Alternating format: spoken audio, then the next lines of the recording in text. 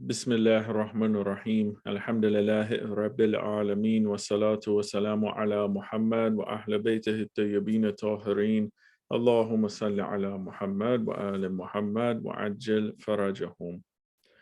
We left off in the book God's Emissaries on page 184, and we finished talking about Namrud and the people of Namrud, and we said that Allah had uh, brought his punishment on Namrud. That Namrud challenged Ibrahim to bring his army, and Ibrahim has no army, but Ibrahim knows that Allah will support him. So he didn't back down from challenge. He says, okay, I have full faith in Allah that he will support me. Ibrahim is one who had trust in Allah completely. As we mentioned, when he was on the catapult facing death, that Jibreel came and asked, do you need anything from me? He says, no, I don't need anything from you. The one who can help me, he knows my situation, and I put my trust in him. So we know that Ibrahim had full trust in Allah, and then Allah aided him and sent, one of the books says, an army of the mosquitoes.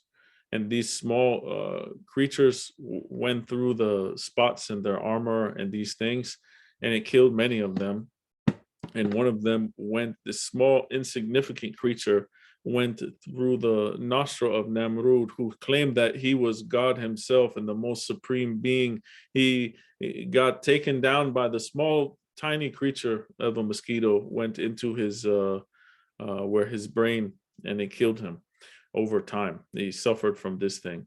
And other books say it was something even smaller, was the size of a gnat. So we know that he was killed by some small insect, some insignificant thing, killed the one who said that he was the supreme being of the universe. So Allah brought his punishment down on those people after Ibrahim and Lut, they left with the believers. So now we left off at the part where they had left and where they're going and these things. So it says, when Allah informed Ibrahim that he had destroyed the people of Kutha, he and Lut were well on their way to the Holy Land with Sarah and the newly converted clan. We mentioned that tribe converted after they saw what happened with Ibrahim and the fire was made cool. That tribe who witnessed that all converted, and they went with Ibrahim alayhi salam. And he constructed it says a litter atop of his camels to house Sarah. So this thing, we've seen it before. It's like a box that goes on top of a camel, and people ride in this like a carriage thing. Once she was comfortably inside, he secured the door with a lock, for they both felt that she would be safer that way, not only from the gazes of men, but from any other harm anyone may wish to inflict upon a woman of her beauty. When they crossed from the territory over which Namrud had ruled into the territory of the Egyptian king Arara, they were stopped by a tax collector, whose duty it was to collect 1/10 of tax in the name of the king. Any wealth that went over that border, this guy took the tax. The tax collector assessed all of Ibrahim and Lut's possessions. When his gaze fell upon that room or box on top of the camel, he demanded that Ibrahim open that thing so he can assess all of the contents and then put the tax on that.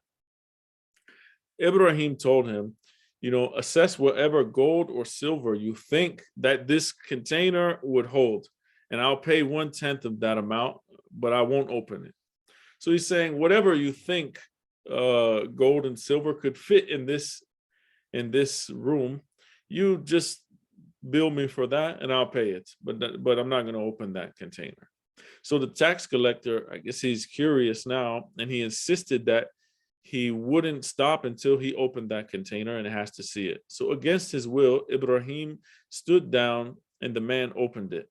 When he saw Sarah, it said she was wrapped completely in her cloak. he was shocked and startled, and he asked Ibrahim, who is this lady to you? What is her relation to you? So Ibrahim said, she is my wife. He said, what made you imprison her like this in this litter or on top of the camel?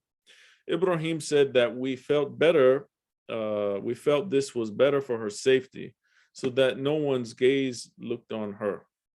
So we see that the wife of Prophet Ibrahim alayhi salam was modest. She didn't want to show herself off to the opposite gender. Ibrahim didn't want strange men gazing at his wife either. So we see this as a trait of the prophets to protect the modesty of their women. And this in Arabic is termed as ghira. Ghira is like they want to protect their modesty. They don't want strange people dealing with them or talking with them. And they didn't show their wife's beauty off to other people like some sort of trophy, like we see people doing today, that they will very strange even for us as Muslims, but we will see that people will show off their wife's beauty. For example, put their picture of their wife with uncovered or something like this. When we see that the situation was so difficult, we see that in, for example, during the time of Fatima Zahra alayha salam, especially now when we remember the days of Fatimiyya, we see that Sayyidah Fatima alayha salam came out and delivered a speech in front of everybody. And same for Sayyidah Zainab alayha salam. And it's a musibah by itself that they needed to come and do this. And that, that they needed to come and demand their rights themselves. This by itself is a tragedy. We see that, for example, when one of the companions came to the camp of Karbala, that Sayyidah Zainab alayhi salam greeted him, and he's like, what is going on, that the daughter of, the granddaughter of Rasulullah is here and she's talking to me? And he was just like so overwhelmed that this is such a tragedy, because they were not like that in that society, and that they kept their modesty and they didn't talk to men that were non-mahram, basically. So we see that is a trait of prophets, to protect the modesty and the safety of their women. So they both felt that this was better for them. And the tax collector said, I can't let you go until I tell the king about your situation. So he sent a messenger who came back with instructions to bring Ibrahim into the court to see the king. So Ibrahim told him, this is like, imagine you get a traffic stop, on your way, and someone says, oh, no, you can't go any further. You have to go down to the station, and you have to explain yourself and see these things and do all these other things. So now Ibrahim has to go to this court. So Ibrahim told him, I won't leave my, leave my wife alone here. Even the only way is if my soul left my body. So he was standing up for the rights of his wife and didn't want to leave his wife alone with strange men. So they said, okay, both of you can come. And when they arrived at the king's court, the king ordered Ibrahim to open that room that he had, that structure he had on top of the camel. And he said, my king, my wife is in it. If you accept, I would like to offer you all of my possessions, if you only forego opening that. But the king insisted. So Ibrahim was even saying, I don't want you to look at my wife, to bother my wife, to do anything with her. Just take all of my stuff and let us go. That's better for me. So the king insisted. So what can Ibrahim do in this situation? So when the door, he said when they arrived there, it said that when the door was drawn open, he saw Sarah wrapped in her cloak. His curiosity got the better of him, and he extended his hand to touch her. Imagine he's trying to touch a lady that's non-mahram to him and wife of Ibrahim, a prophet. Ibrahim looked away as he felt his honor was about to be violated. Under his breath, he whispered in dua, Ya Allah, prevent his hand from touching my wife. It said that the king's hand froze just short of Sarah's face, and he could neither extend it further or bring it back. In astonishment, he craned his neck toward Ibrahim and asked, did your Lord do this to me? So imagine he's going out to touch the wife of Ibrahim. No respect for Ibrahim. He's trying to touch his wife. Ibrahim makes dua, don't allow this king to violate our honor and to touch my wife. And his hand gets stuck in the action.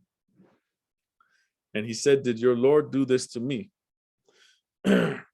Ibrahim, having regained his composure, said, yes, my Lord has honor, and he hates sin. It is he who prevented you from committing the sin that you intended to do. So the king begged forgiveness. He said, please ask your Lord to give me my hand back. If he does, I give my word, I won't touch her. So Ibrahim, he saw sincerity in the king that he had made a mistake. And he asked in dua, Ya Allah, if this man is truthful, then let his hand come back to him, retract. So the king's hand came free and he retracted it. And he stood looking at Ibrahim like, wow, what is, like, what is going on? My hand was frozen, stuck.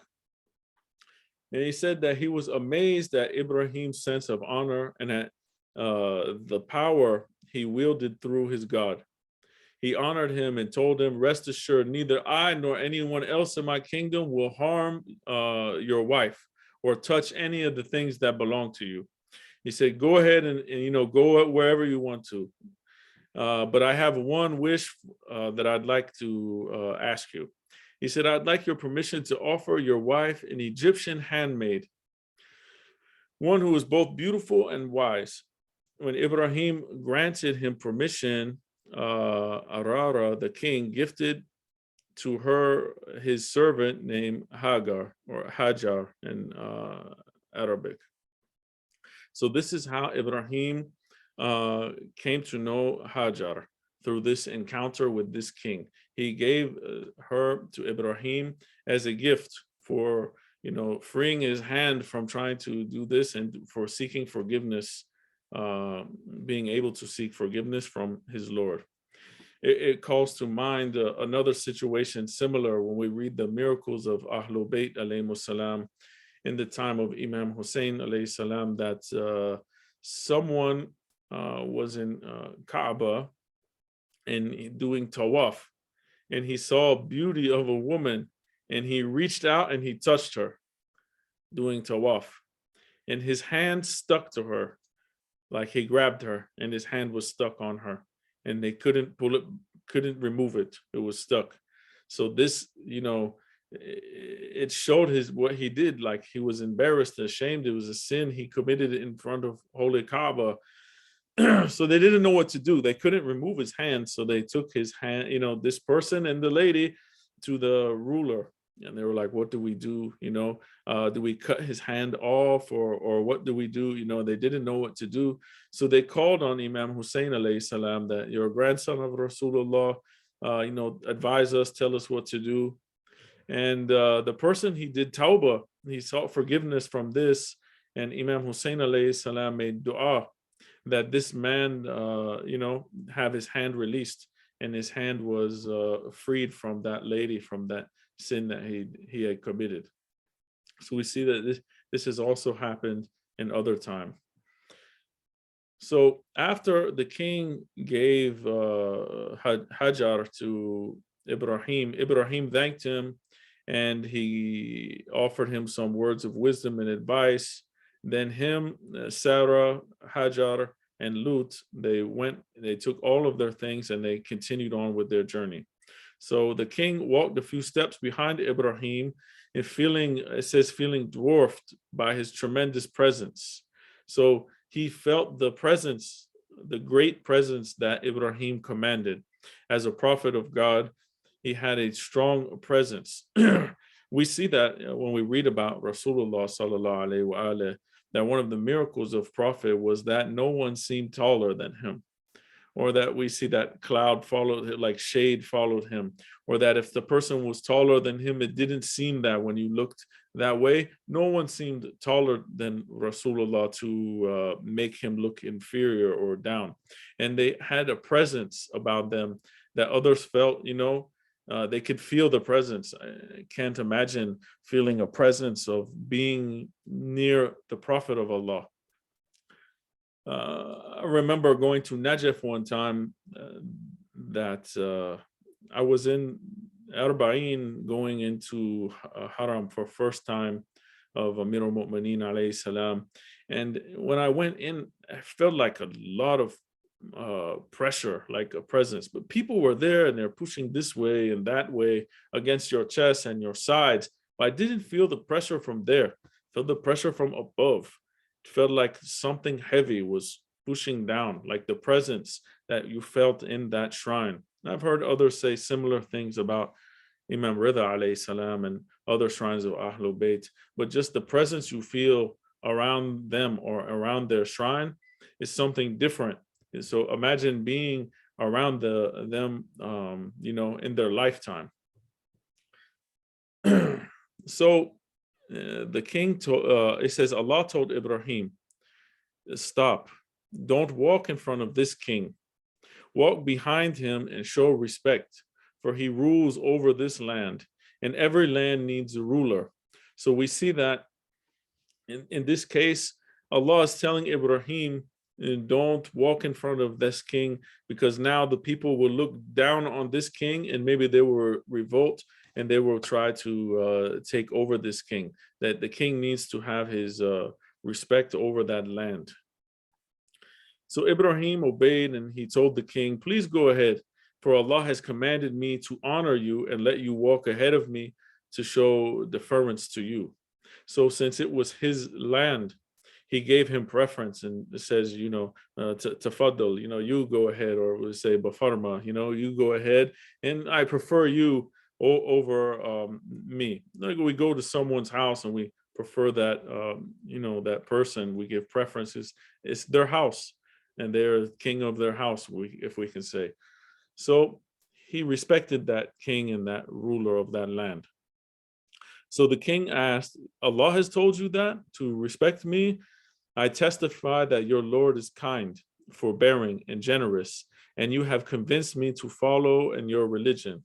So we see the akhlaq of Ibrahim changed this king to become a Muslim.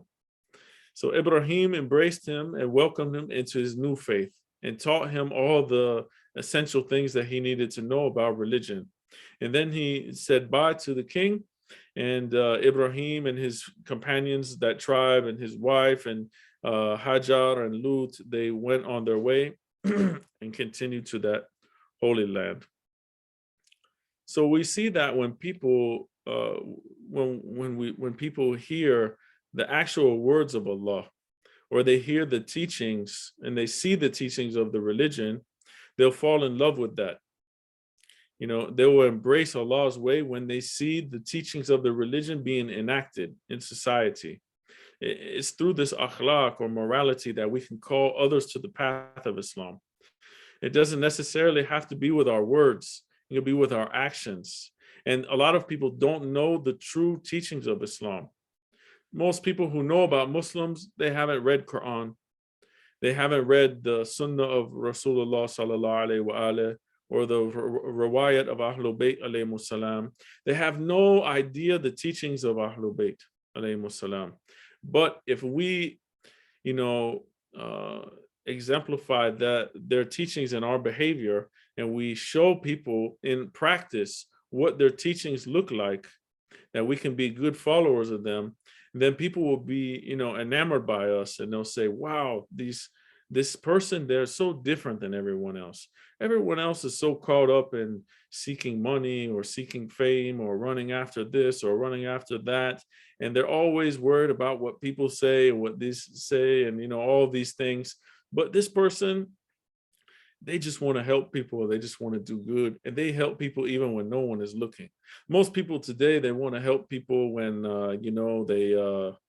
they can be seen. They get their phone and say, "Oh, look, I'm giving help to the homeless people now," and they hold their phone and look at me. I give this. I want my name wrote on the wall if I donate here, or I want this school named after me and my family. These type of things. But they say, no, this person is different. They help when no one else is looking. And we learn, these type of things from our master, Sayyidina Amir al-Mu'mineen alayhi salam, when he gave food to the orphans, at night when no one was looking, no one knew. And, they had the mark of the strap on him, from carrying those heavy bags of food. And no one knew who it was until the end, after he passed away, after he was martyred. And then they realized that he was the one, the father of the orphans, the one who's looking after everyone without caring to get recognition from people. So we don't go after recognition. This thing sets us different from majority of people. Majority of people say, what good will it do if I give anything if other people don't notice it and then praise me for that and say, oh, you're so kind, you're so generous, you're so this.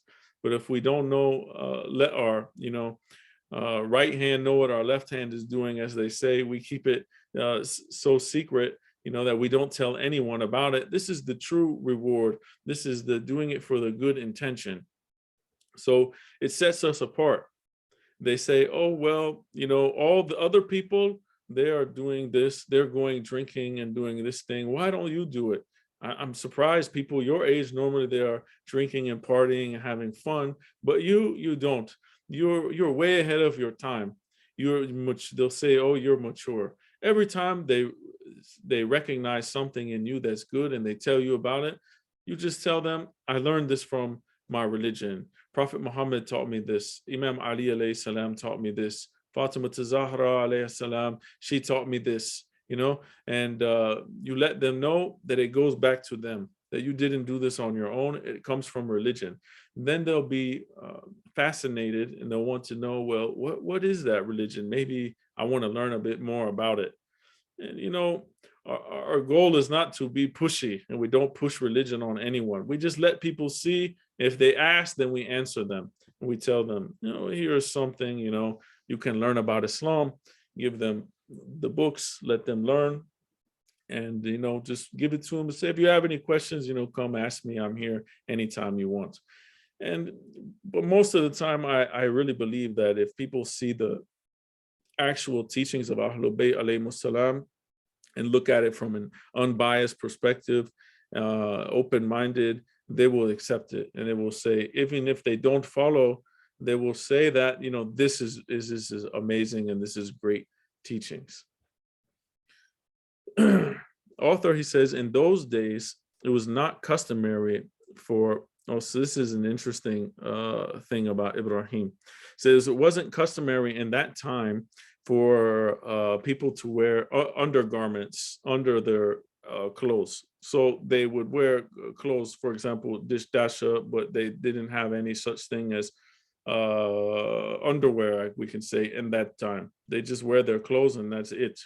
So it says, as Ibrahim walked with his family and animals, the earth felt ashamed of what it could see from people, from its perspective. We know that earth will we look at it as something inanimate, but earth will testify for us in the places we have sinned, in the places we have done good deeds, the places we have prayed. All these places we have made salat in our life will testify for us on Day of Judgment. And we read in Quran and Surah Zilzal that the earth will testify and give forth its news. So the earth can do these things. So it begged Allah to ask Ibrahim to cover from below. So that night, as his family slept, Ibrahim sewed the first undergarment, it says like some short pants, which he wore beneath his robes to increase his decency and chastity. From narration we find in Bahar Anwar. So it's interesting that we see that something that everyone is using today, this thing was first initiated by Prophet Ibrahim alayhi salam.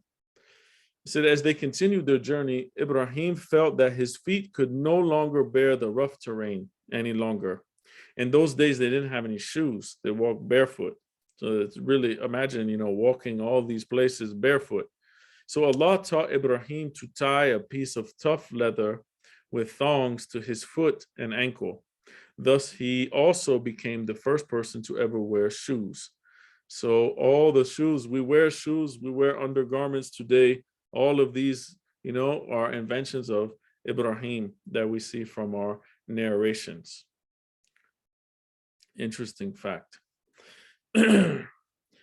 So Ibrahim, he settled with Lut, Sarah, Hajar, and a few other followers in Hebron.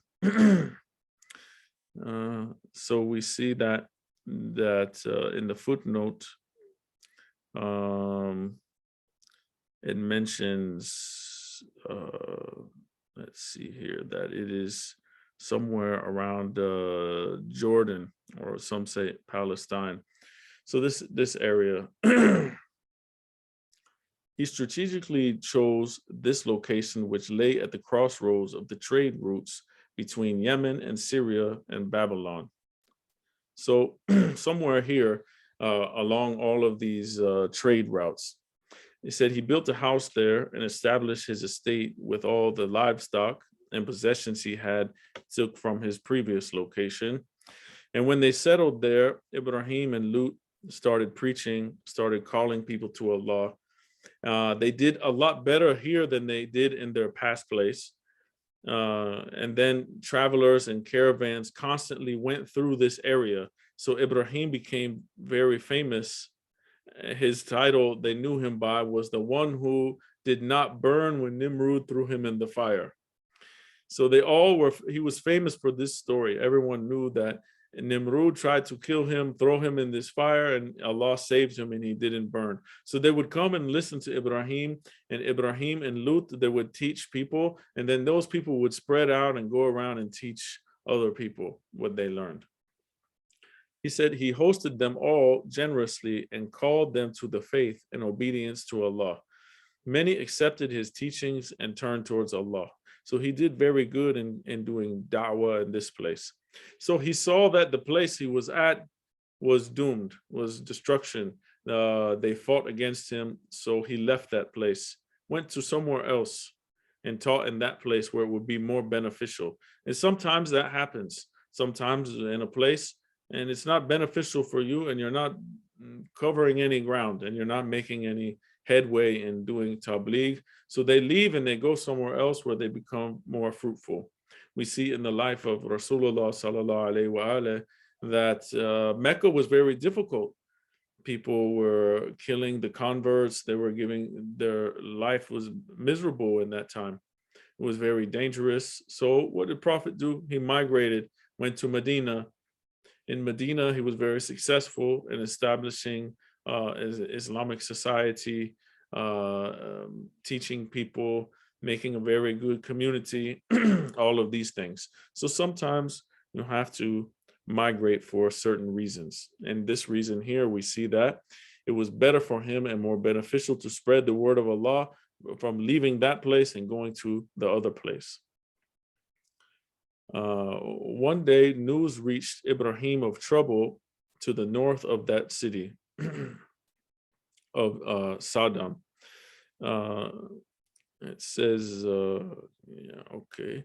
located near the Sea of Galilee. People began to complain to him of the Sodomites' extreme immorality and decadence.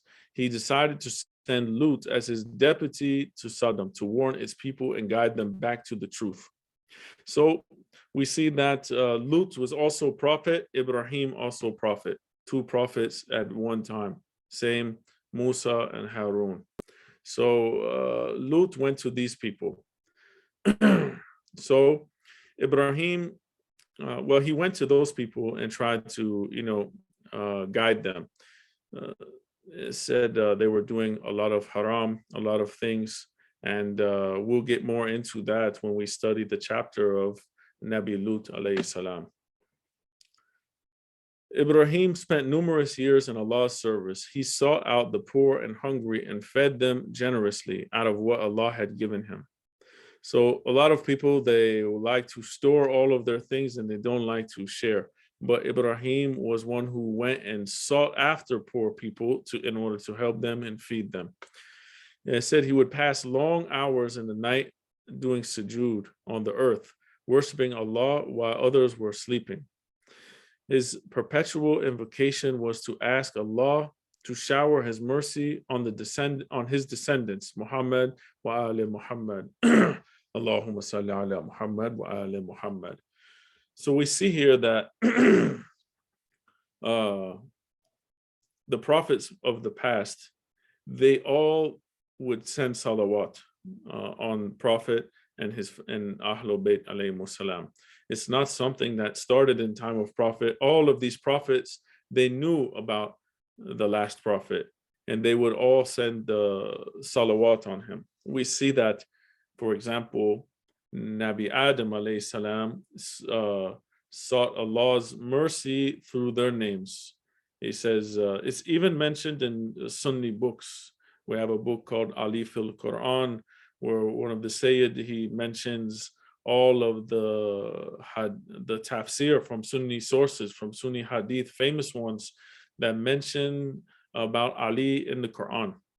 And when it talks about Adam alayhi salam, when he received some words from his Lord, he says these words when he went to Allah subhanahu wa ta'ala to seek repentance, or we see to seek, Adam did not commit any sin, as we mentioned before, but to seek the favor of Allah and the mercy of Allah. He went to him and he says, As'aluka bihaqqa Muhammad wa Ali wa Fatima wa Hassan wa Hussein. He asked Allah by their right. We see that Yusuf, when he fell in the well, he asked Allah to remove him from this well by the names of Ahlul Bayt alayhimus salam. We see that when Yusuf was in prison, same dua. When Yaqub wanted his eyesight back, he used the names of Ahlul Bayt alayhimus salam.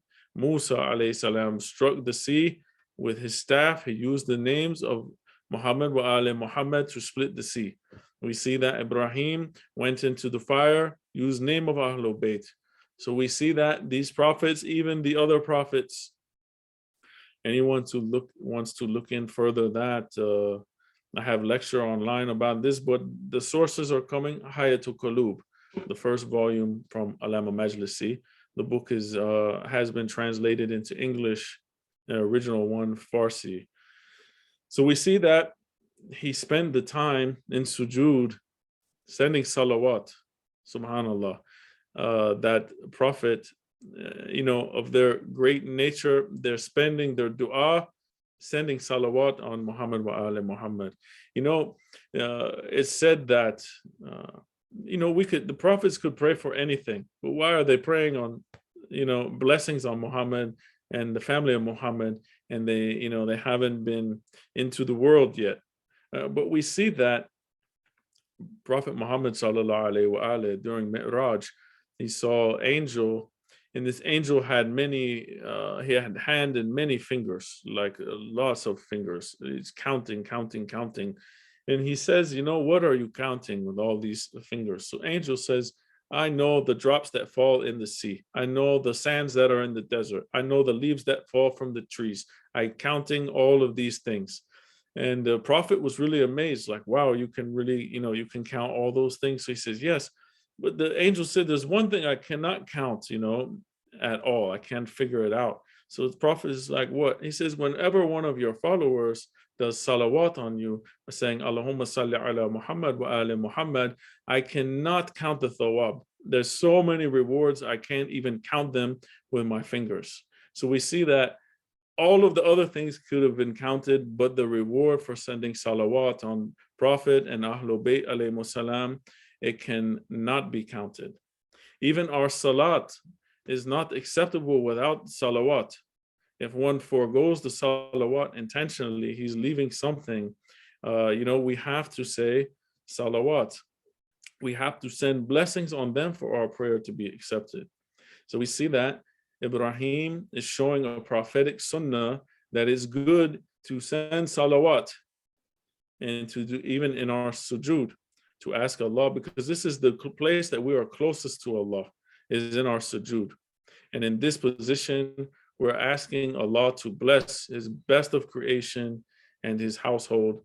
And when we look at it, we owe everything to them. Any good teachings that we have, we trace it back to them.